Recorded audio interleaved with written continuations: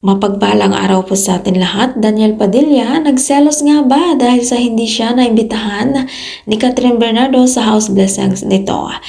At sa halip, si Alden Richard nandun. Naku po, nakakasama ng loob yan, Catherine, para kay Daniel ang sakit.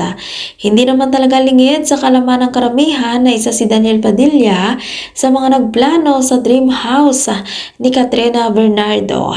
At kahit hindi pa magsalita si Daniel, naku po, ramdam ko yung sakit na nararamdaman ngayon ni Daniel nang nakikita niya na magkasama sina Catherine at Alden.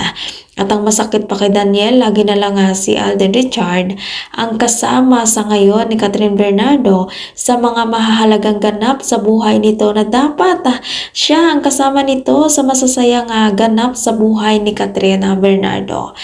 Ganon pa man sigurado ako na masaya si Daniel Padilla para kay Catherine Bernardo kung ano man ang ikinakasaya ngayon ni Catherine Bernardo.